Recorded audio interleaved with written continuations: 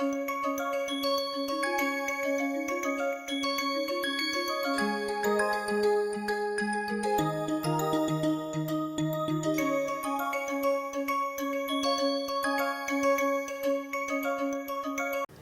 everyone and welcome to the session 3 of NPTEL course in pharmacognosy and phytochemistry. This week we are dwelling into quality control of herbal drugs. Previously in the previous two sessions we have seen what is quality control as well as what are different types of quality control. The quality control methods depending upon their output can be divided as qualitative methods as well as quantitative methods. The qualitative methods are more of a yes-no method. Is it a compound present? Not. Is a compound going to be there or not? Is it the drug adulterated or not? Or is, for example, a sample given to you genuine or not, that is authentic or not. Whereas quantitative deals with more of a range or numerical values. If a compound is present in a plant, how much is it present? Whether if a leaf is given, what is the range of stomatal value? These are more of numeric values. Qualitative will tell you what it is, quantitative will tell you how much it is. Now depending upon the nature, your quality control methods were classified into different types, and in the previous session we already have covered organoleptic methods, macroscopic methods as well as microscopic methods of analysis of drugs. In this particular session, what we are going to see are more of physical methods of evaluation of drug.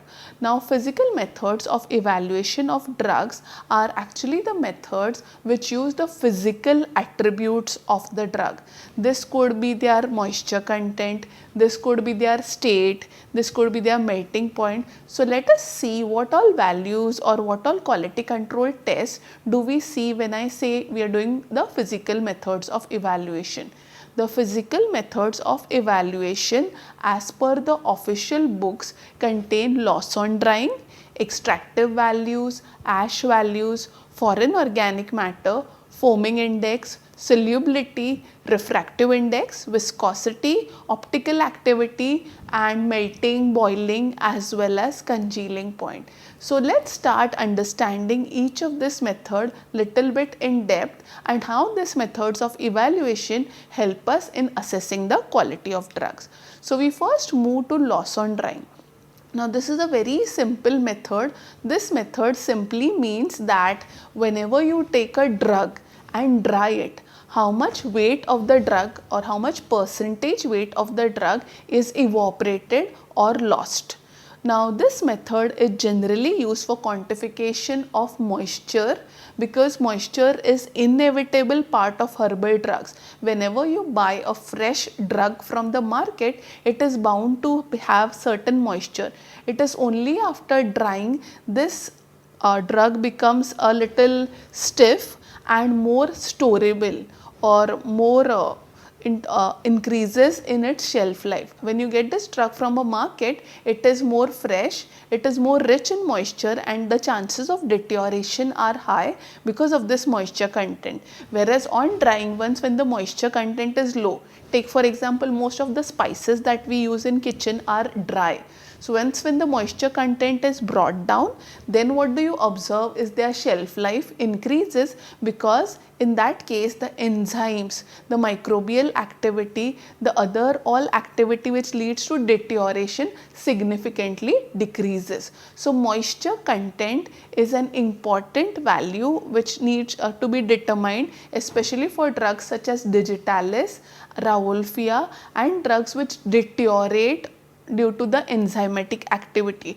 Do you recollect your glycosides? When your emulsin or wherever your amylase or wherever your other enzymes are active, water kind of gives in some media for them to bring about this reaction, and as a result the deterioration process continue. But once you dry the drug, since moisture is not there, your enzymes in the dry state do not act well. At the same time, the reactions in dry state are very slow. And as a result, Because of that, your rate of deterioration also decreases. So most of the drugs are dried and then kept in the stores. So even in the pharmaceutical industry, when you are trying to procure a raw herbal material, you will get it in the dried form. Now once you get this herbal material in the dried form, we do a quality control test to ensure how much moisture is left or how much moisture it is still bound to it. So in order to ensure that, or in order to check that, we do what is called as loss on drying. In addition to moisture, loss on drying also accounts for solvents which are there. Certain times, take for example extraction of oil. The last batch of castor oil, or sometimes even your oils are extracted using solvent, and later on the solvents are evaporated. What if they are not evaporated completely? The loss on drying will tell you how much this volatile solvents like your ether, alcohol are there when you heat it at a higher temperature like 100 degrees Celsius above. Similarly, also you can determine the volatile substances. This includes your essential oils and many essential substances which have a low boiling point. So loss on drying accounts for moisture, it accounts for solvents, and it accounts for the volatile present in your drug. Now for this, what is done is your drug, especially if you go by a pharmacopoeial method, is kept in what is called as a LOD bottle. So you can see here, this is a LOD bottle. It is wide mouth to facilitate the evaporation by increasing the surface area. So you can take about 5 to 10 gram of samples or 1 gram of samples. The pharmacopoeias generally specify how much quantity of drug is to be taken and how much time it should be kept for drying. So generally a temperature of about 105 to 110 is recommended whenever you are doing loss on drying. Why? Because this is well above the boiling point of water and your moisture will also evaporate. So you are going to put your sample in this LOD bottle, keep the stopper open in order to facilitate the evaporation of solvent, water and volatiles at a temperature of 105 to 110 degrees Celsius for a period about 3 to 4 hours. Now this process continues, or you have to keep on drying till you achieve a constant weight. Say for example, initially you take 1 gram of drug. After 1 hour that becomes like 900 milligram. So you already lost 100 milligram of the content as moisture or as volatile. So if you check it after 3 hours and it has lost 100 milligram, just keep it for half an hour more and check it again. If it is losing more, you have to keep on repeating the process till it achieves a constant weight. So once your constant weight is achieved, what you're going to do is you're going to take a initial weight,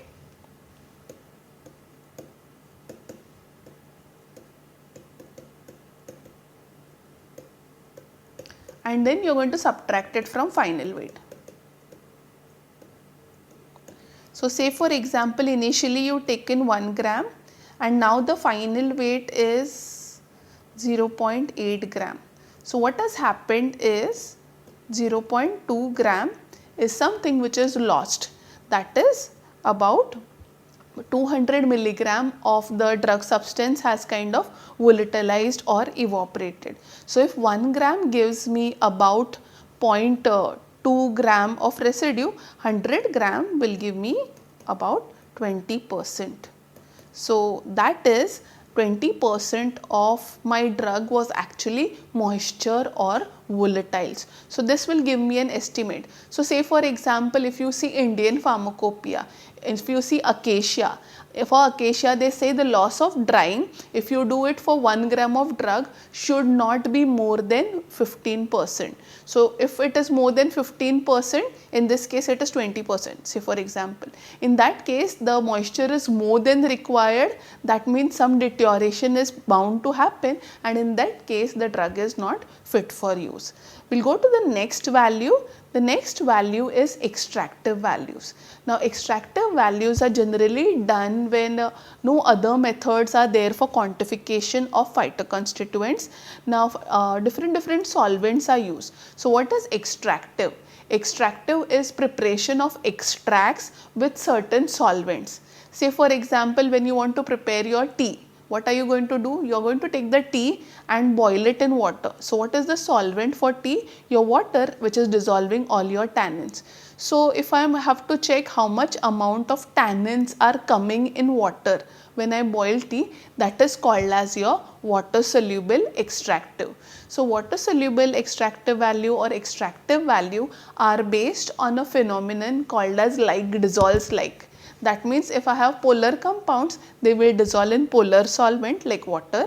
If I have non-polar compounds, they will dissolve in non-polar solvent like your petroleum ether or ether. If I have more of this mid-polar solvents, I can use what is called as your alcohol to do the extractive values. So say for example, I decide to take an extractive value of tea. How do I do it? There are different methods, but if you go by pharmacopoeial method, what you have to do is you have to take about a 5 gram of drug, and this 5 gram of drug you have to take in 100 ml of solvent. Now this solvent is specified by pharmacopoeia. Say for example, amla, you have your ethanol soluble extractive value as well as water soluble extractive value, which has been specified by Indian Pharmacopoeia. So how are you going to do this ethanol soluble extractive value? You are going to take about 5 gram of amla and then you are going to extract it with ethanol about 100 ml. Now this process is done generally at room temperature with intermittent stirring for a period of 24 hours. So maybe for the first 3 hours they are stirred or shaken intermittently, and then after the remaining hours it's just kept as it is.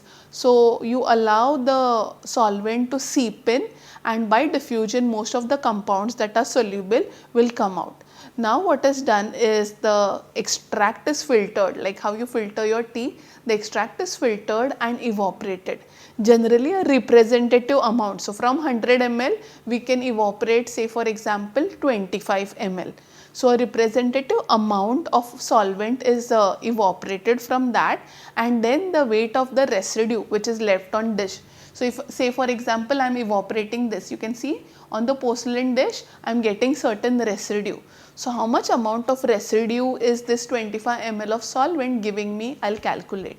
So if this residue is given by this much extract, I can calculate in terms of percentage. So let's just do a simple example. Say for example 5 gram of amla, I extracted it in 100 ml alcohol, okay, and then I filtered it, and then of that 25 ml I took it in this evaporating dish and evaporated completely.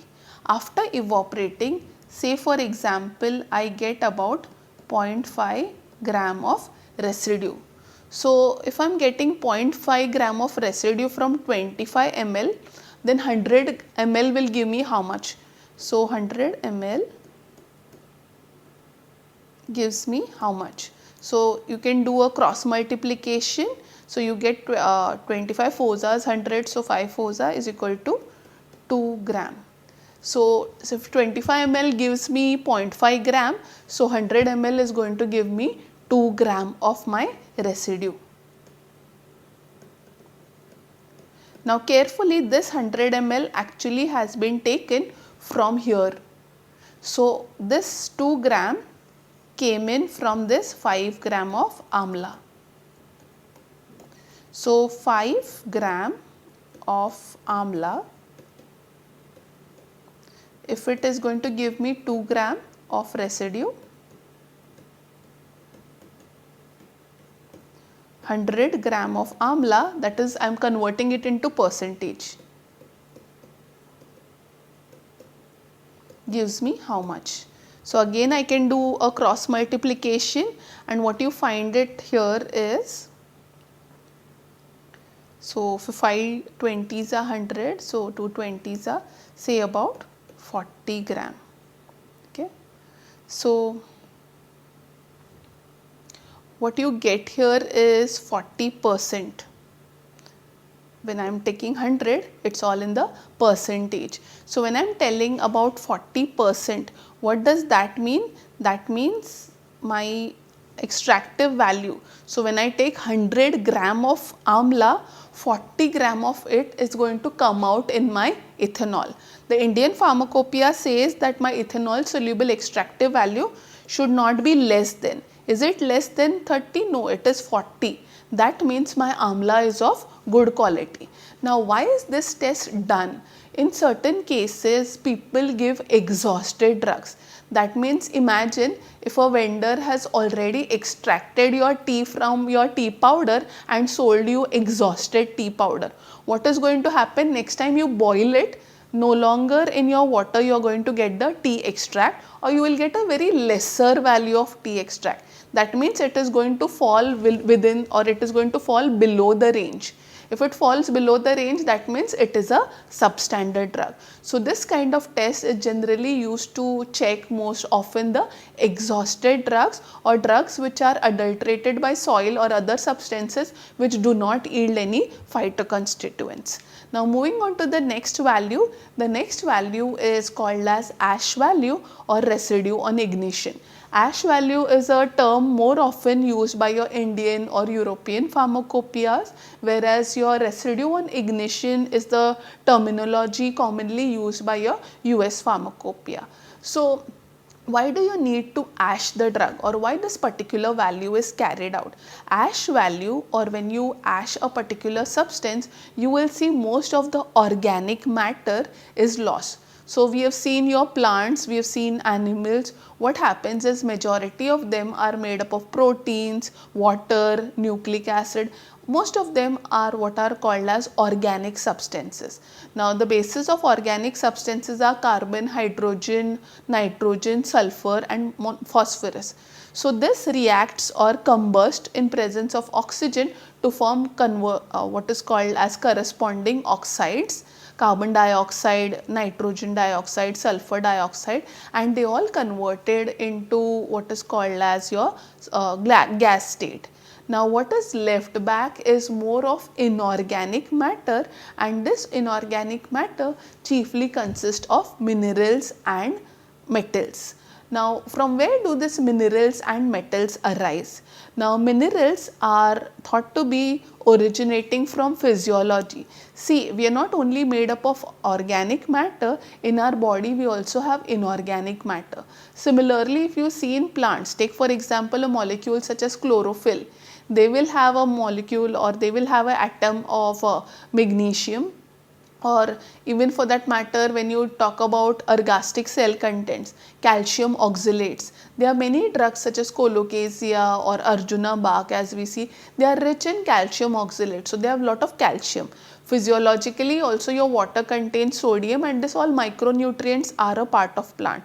So definitely these minerals are going to be left back when you ash them, and this is how you see them. So this is how you get ash, and this ash or ashing of your plant is done in a specialized apparatus or assembly or a furnace or a bhatti called as your muffle furnace. So for that you require a very elevated temperatures. Some of the pharmacopoeias specify temperatures between 400 to 600 degrees Celsius. Some of them even specify up to 800 degrees Celsius. So depending upon the method, you are going to take your drug into a silica or quartz or platinum crucibles, and you are going to put it in the muffle furnace and set the temperature. Now initially, as the carbonaceous matter goes, you will see a smoky flame of carbon monoxide, carbon dioxide and so on. Later on what you will see is something like this. Can you see a little red portion? So all your carbonized matter will also go as CO2, and then it forms a greyish white ash. So this greyish white ash is precisely what we want. So we have to go on ashing or heating it till you obtain a constant weight, and the weight that you get on ashing is referred to as your total ash value. So say for example you incinerate 1 gram of drug, and if you get 10 milligram of ash, so convert that into percentage and that is your ash value. Now in different pharmacopoeias, different ash values are mentioned. The main ash values which are mentioned as total ash. So when you incinerate the drug, what you get is called as your total ash value. Now in addition to that, you also have acid insoluble ash, you have your water soluble ash, and you have your sulfated ash. Now what are this different type of ash? Now acid insoluble ash, I'll just give you an example. In some cases your drugs are mixed with silica or mud or soil or stones. In that case, even if you incinerate, your stone won't kind of carbonize. It's made up of minerals. So in order to determine whether it is a physiological ash, that is the ash coming from the minerals and metals present in plants, or is it a non-physiological ash, that is the ash attributed to iron, metal, stones or any extraneous metal added, so you have to distinguish it. For this purpose, we do what is called as acid insoluble ash. So acid insoluble ash, take for example, you have physiological, I am just putting it as P, such as your calcium, sodium, okay, and then you have your non-physiological. Take for example your silicates. Now what is going to do, or what is acid insoluble ash? You are going to boil this ash with hydrochloric acid, about 25 ml of dilute hydrochloric acid. When you do that, your calcium will get converted into calcium chloride and sodium will get converted into sodium chloride. Now this is dilute acid and these are salts. So your salts are definitely going to dissolve. So once they dissolve, we will filter it. So on the filter paper, what will remain is your silicates. So silicates, your pieces of soil, rocks are not going to react with HCl, and as a result the non-physiological ash remains. So as acid insoluble ash is more of a measure of non-physiological ash, whereas your water soluble ash is more of a measure of your physiological ash. Now why you do the next one is sulfated ash. Sulfated ash is done in a manner when you obtain the ash, certain times the minerals or metals are closely associated and the drug is unorganized. Take for example acacia, tragacanth, which are forming lump. Whereas your organic matter, that is your plant powder, root powder, fruit powder, is more carbonaceous. Your acacia or unorganized drug, because of their nature or certain resins, because they form clumpy marks, they don't ash easily. So there is a lot of carbonized matter which remains over a period of time. Now in order to facilitate ashing, in order for us to make it easier to ash, we do what is called as sulfated ash. So once the ash is done, we add little bit, say just 0.5 ml of sulfuric acid, some pharmacopoeia specify 1 ml, and then you heat it again. Now you heat it slowly because it's going to generate sulfuric acid fumes. So at a very slow heating rate, you go on elevating the temperature till all the fumes are gone, and then what you get is most of the minerals, you will get them as sulfates, okay, and that is what is referred to as your sulfated ash. So sulfated ash is not done for all the drugs, it is done for drugs which are more resistant to ashing due to their nature. Now few examples of ash value. So if you see total ash value for amla should not exceed more than 5%, but if you see acid insoluble ash, it is 2%. Why this is? Because this is physiological plus non-physiological, whereas this is only taking into account more of a non-physiological ash. Now moving on to the next value, foreign organic matter. Now this is very important. Certain times certain drug substances we said are adulterated or substituted, or it may contain certain extraneous matter or even non-plant matter for that fact, or a non-plant matter for that fact. Now in this case what is done is we try to find out this value called as foreign organic matter. Now foreign organic matter contains number of clauses. Now foreign organic matter may include a plant part which is other than that specified. Now say for example your drug is acacia gum. What if the bark of acacia is seen in that? or your drug for example is Arjuna bark, in that case what if people add stem or root in that? So any plant part other than specified is a foreign organic matter. Other plant, instead of Arjuna I add something like your Behda. So I mix Arjuna and Behda. What is going to happen is the plant other than specified is also there in your drug. So you see that is also a kind of foreign organic matter. Certain times the drugs are infested with worms, ants, insects or bacteria or fungus.